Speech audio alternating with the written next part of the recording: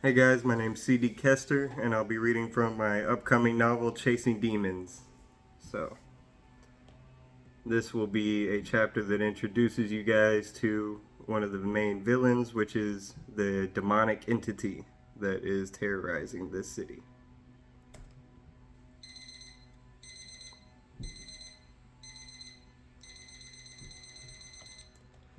God, didn't I just fall asleep? I slammed my hand down on the alarm clock. No time to snooze. If I did when I was this tired, I risked sleeping through the next one or accidentally turning it off. My boss is always waiting for a reason to give me that next write-up. I'm pretty sure if he could give me the boot without having the company pay unemployment, he would have done it months ago. My job at the dump had turned into a career. What a thing to aspire to, huh? I guess we all have these fantasies in our head about what we'll do and how important we'll be when we grow up. Then you realize that rent is hard to pay, so you chase the next buck and the next one, and so on and so forth. One day you look back at your life and wonder how you never strive for more. It paid the bills and it kept my family with insurance. Michael and Emily deserved that much. It had decent life insurance in case the worst was to happen, and I was able to put little nuggets away for retirement so that Emily and I could be comfortable when that time came. Still, I couldn't help but feel like it was empty and hollow. Like if 10-year-old me saw where I wound up, he would just shake his head and look at me in disgust. I put on my uniform, grabbed a coffee and sausage biscuit for the road. The moon was still full, and the sky was dark as could be. I've never understood the phrase bright and early. I assume it's reserved for those who have never had to experience dark and early. Dark and early was my daily routine. It's the damnedest time to be awake, and it never became natural, just slightly more tolerable as the years went on. As the bills and debts continued to multiply, I took on a night shift on top of my day shift. They usually wouldn't allow it, but as they became more and more short-handed, they just couldn't turn down someone with my experience. Sun up to sundown. I didn't stay overnight, of course. You had to sleep sometime. At times, I felt like it would be easier to just fall asleep on my excavator and wake up when it was time to keep going. Some days the drive could be relaxing, almost therapeutic in contrast to the hustle and bustle. Not today, though. Today was one of those days that I was slapping myself in the face, blasting the air conditioning, and trying to stay awake. Rolling down the windows, cranking up some loud music, doing anything I could think of. When I finally made it to the yard, I thanked my lucky stars and walked into the front of the warehouse where we baled some of the trash. I yawned as I went over to grab a coffee and drop off my lunchbox in the refrigerator of the break room. As I sipped a hot cup of joe, I made my way to the clock in about 15 minutes before time to start. Buenos dias, gringo. Juan Garcia been working with him for 15 years, yet he still never calls me by my name. Güero, Joto, or my favorite, Boliche, which he tells me is because I look like a bowling pin. What's up, Juan? You look like shit this morning. He smiles and pantomimes a tipping bottle. Mucho borracho, my friend. How's the family? I tell him they are well, and we clock in. I almost feel that it could be a peaceful morning until from behind me comes a voice that makes my skin crawl. Roberts, get in that machine and quit farting around with Garcia. We got a big day ahead of us, and I know you'll be counting on that Christmas bonus. Don't think that we'll just hand those out if we don't hit our goals. I shook my head like it sounded about right. Like it was normal to wake up to a screaming asshole that was likely to be kin to Satan himself. I answered him numbly. Yes, sir, you got it. With that, my day at the landfill in Fairmont, Texas had begun. We're a right-to-work state, and my boss loves to remind me of that whenever he feels that I'm slacking. He's got a line of people waiting to hop in these machines and show me how it's done. I'd like to tell him off, but my wife and my boy were depending on me. I couldn't give him any reason to make his day and send me packing. The boss's name is Dave Mitchell. He's a short, stocky guy, about 5'5" and 200 pounds or so. He moved here from Temple Bell about 5 years ago, and I've been wanting to give them a call and have them kindly take him back ever since. I was in the front end loader for most of the morning, pushing up the piles and making sure that the layers were right. It was about 10 or so when a guy showed up with his load. His eyes didn't meet mine very often, which could be for any number of reasons. Some people are snobs and just didn't pay attention to us who helped them in the yard, or more likely, he was trying to sneak something into his load that we couldn't allow into the pile. Tires, batteries, motor oil, just a few of the usual suspects. I showed him where to dump his load and kept an eye on him to make sure there wasn't anything that warranted closer attention. Everything appeared to check out all right. Some beat up old furniture, a rug with frayed ends that was rolled up and tied, a few fake plants that had seen better days.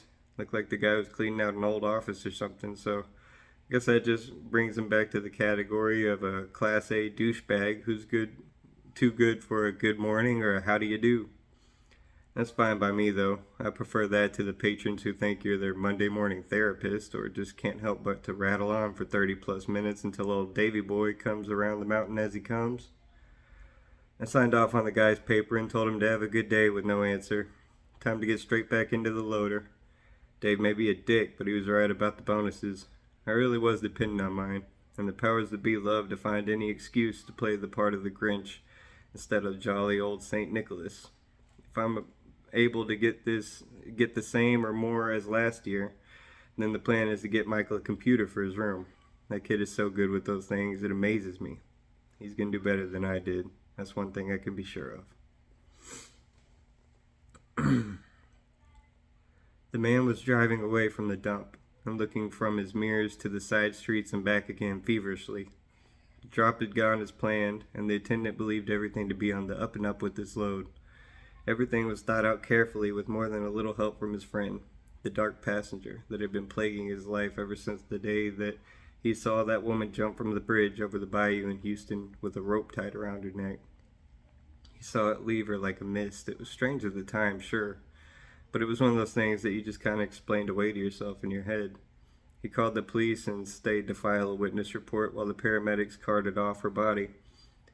Later that night was the first time he saw the evil thing, peering back at him for a split second as he raised his head from spitting in the sink while brushing his teeth.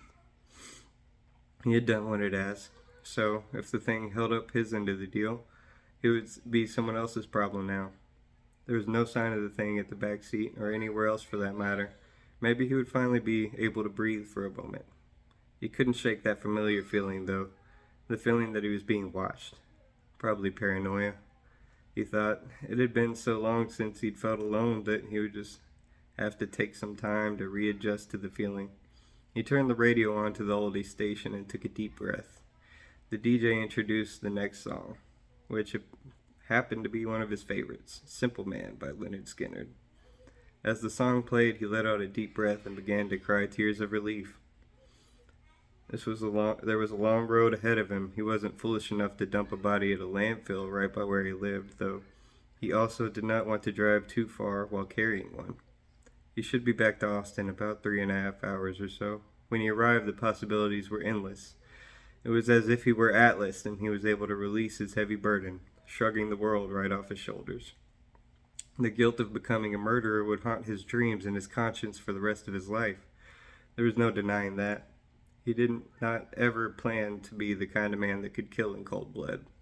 He always had a tender heart for the homeless and the destitute, so the night that he snuck up into the back alley and stabbed the sleeping man in his jugular vein would surely continue to replay in his mind. He shuddered to think of it now. It was nothing compared to having to deal with the torment of that damned thing for the rest of his life, however short it may have been, had he kept it. Its piercing red eyes were an image that would be burned eternally into him. He could see them when he closed his eyes, and he could hear the voice that spoke to him daily, like nails on a chalkboard, or Freddy Krueger's knives being dragged across the boiler room wall as he stalked you steadily from close behind. He didn't think he would have made it much longer had he not taken the deal that the thing offered. There were many nights towards the end that he would wake up while sleepwalking in the kitchen with a butcher knife and slicing at his arm, or in the bathroom with a handful of sleeping pills with one handful already down the hatch. No, he was sure that he wouldn't have lasted. The deal had been struck only because it was the end of the road, one way or the other, either his end or someone else's. I guess sometimes we don't realize how selfish we are until it comes down to that, pure and honest survival. The type that is usually reserved for the animal kingdom, the type that our ancestors may have known, but not many of us in the modern day will understand. His following of instinct may have been regrettable, but it had surely been the only reason that he would see brighter days, so he tried to take solace in this notion. He drove on, a free man, free of the presence that had made his entire life a living hell, free of the dark passenger who had sat in his back seat and free of the heavy darkness that had nearly consumed him. Alright, so the book is called Chasing Demons. It'll be coming out with Alien Buddha Press. It's my first full-length novel, and I hope you enjoyed the reading and that you will check it out when the release date comes. It'll be sometime in mid-December, so I appreciate it. Y'all have a good one.